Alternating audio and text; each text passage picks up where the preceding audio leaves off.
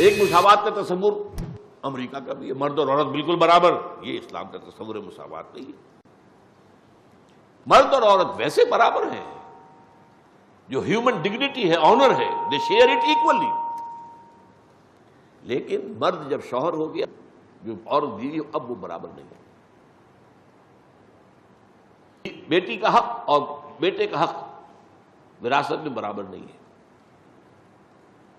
بیٹے نے مہر دینا ہے شادی کرنے کے لیے، بیٹی کو مہر ملنا ہے شادی میں، بیٹے نے کنبے کو سپورٹ کرنا ہے، بیٹی تو لائبلٹی ہوگی اپنے شوہر کی۔ تو اس میں یہ کہا کرتا ہوں کہ اگر بالکل حق نہ ہوتا عورت کا تب بھی ٹھیک تھا، منطقی تھا، اسلام کے پورے معاشرت کے نظام کو دیکھتے ہوئے۔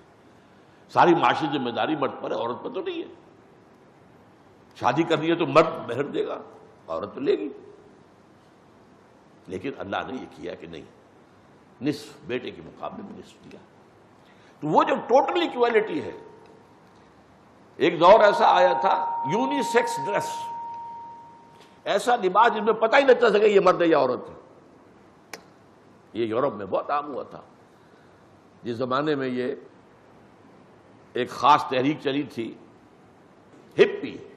ہپیز، تو وہ بڑے گندے میلے کچیلے بھی رہتے تھے، وہ یہ سمجھیے اینٹی سوشل، ان کے اندر یونی سیکس ڈریس تھا۔ تو اس حوالے سے اسلام نے مساوات دی ہے، لیکن اس کے اندر میں یہ کہا کرتا ہوں یہ مساوات نہیں ہے، یہ تو ظلم ہے۔ ایک وزن آپ نے اٹھانا ہے، کوئی لے کے جانا ہے، ایک بچہ ہے ایک جوان ہے، آپ دونوں کے سر پر برابر وزن ڈال دیں گے تو یہ انصاف ہے؟ یہاں برابری غلط ہو جائے گی۔ اسی لیے عجیب بات ہے، یہ قرآن نے انصاف کا لفظ استعمال ہی نہیں کیا۔